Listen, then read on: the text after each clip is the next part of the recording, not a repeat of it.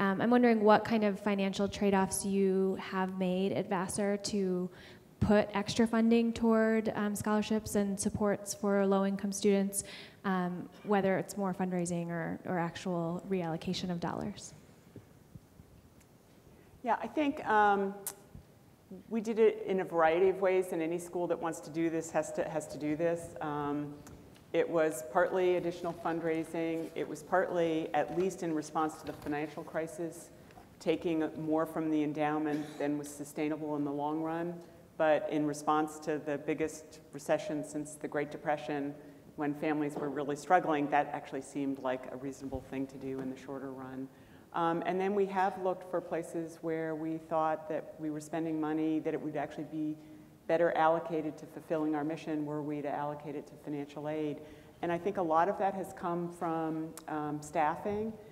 If you look at a budget of a liberal arts college, and it's true for parts of universities, 2/3 of our budget is compensation. So it's actually pretty hard to get costs down unless you do something about the number of people that work at the institution. So we've looked for places where we had added things that in the end we thought were less important than this commitment to financial aid. There were some easy things. We used to have a post office. Now we go to the local post office. It's irritating when I want to buy stamps, but on the other hand, you know, that was an easy example. Harder ones were we used to let courses go through and faculty teach courses if only a few students had signed up for that course. Now we require a minimum number of students in a course for that course to go forward. I actually think educationally that's still okay because I think classes are better actually with a critical mass of students with different points of view in them. But I will say it's not painless. Every person at the institution was adding value and doing important things that were contributing to what we were doing. And we just had to make some hard decisions about where to move resources around. So as any school that wants to do this will have to spend less on other things. Every dollar you spend on financial aid, you don't have to spend on something else. And you just have to decide what contributes to what you want to do. Do you also take in more full-paying students to offset or help subsidize? We've left the student body the same. And at most schools, I've even looked at this for universities, for a wide range of schools. Full-pay students are usually not subsidizing lower income kids. Mm-hmm. They're just getting a smaller subsidy from the other resources than they would have gotten otherwise. So it just feels a little better to talk about it that way rather than a direct subsidy. And I think some schools have done this by taking just increasing enrollment. I'm conflicted on increasing enrollment. Increasing enrollment is another way of getting per student cost down. You know, just increase the denominator rather than, right? Yeah, the denominator. And the problem with that is you're really spreading the cost cutting across the institution, and you may not be making strategic decisions about the things that are actually less valuable for all students. But it is a strategy, and then on the plus side, actually educating more students is a good thing, because then we are contributing to pushing the numbers up, even if it's by a little bit. Quick follow-up question. Just wondering, what was the faculty and staff response to some of the changes that you implemented in order to afford to bring in more low-income students? I think so. We made this decision actually before the financial crisis, and times had been pretty good, and I think there was a more general consensus that it was a great thing and consistent with our mission. Vassar's a place that's very committed to social justice and was founded, even though they were relatively high-income white women at the time, they were women who weren't allowed to go to all these other institutions. So it does have a commitment to access ever since it was founded. I think with the financial crisis, those trade-offs became a little starker, and a very large share of the faculty and staff were committed to it, but it certainly increased the, pushing back a little bit on maybe this is a trade-off that's gone a little too far. So I can't say it was super easy to do it, because again, certain things, a department that thought they might love to have an extra faculty member. That might not have happened, and so it wasn't completely smooth sailing, put it that way. And in the community that I cover, like many other communities, the vast majority of students who go to college start out at a community college. And I think two-year colleges will continue to play a huge role in the higher education landscape. What can community colleges and two-year colleges be doing to make sure students either get their associate's degree or whatever program that they're pursuing and get through and either transfer on to a four-year school or complete their program and their training and are able to get into a career? What do you think are the keys for two-year colleges? Yeah.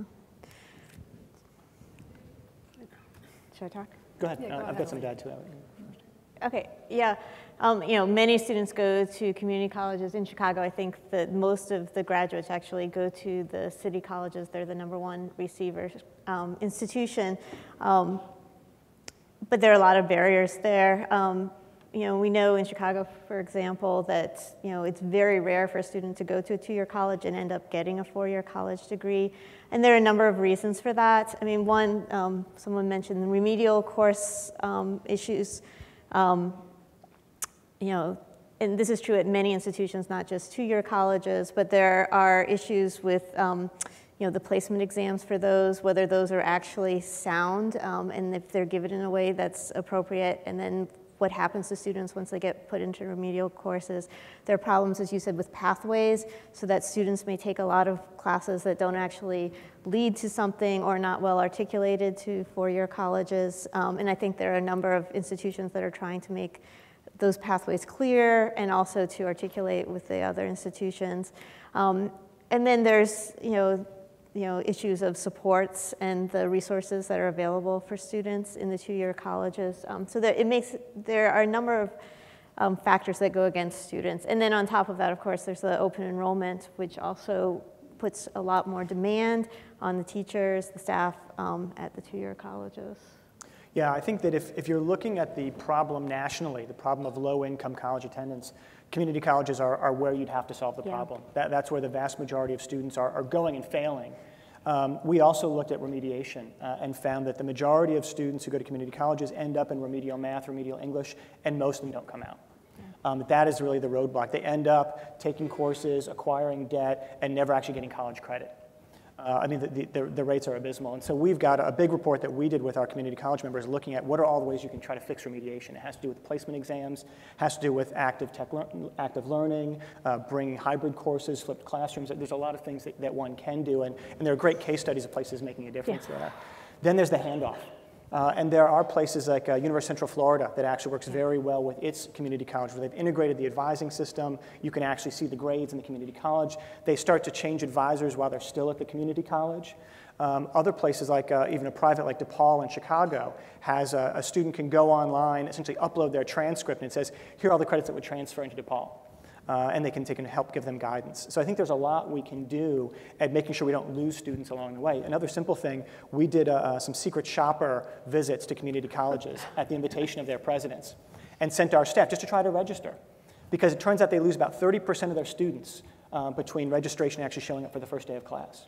Because it takes 5 trips, you got to go to 10 different offices, you got to fill out all these forms, they use all kinds of words you can understand. Students are falling out because they've got a job, or they've got a family, or they just don't understand it.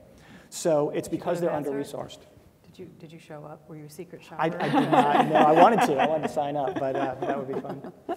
So I think community colleges are really where we need to focus a lot of attention. Yeah.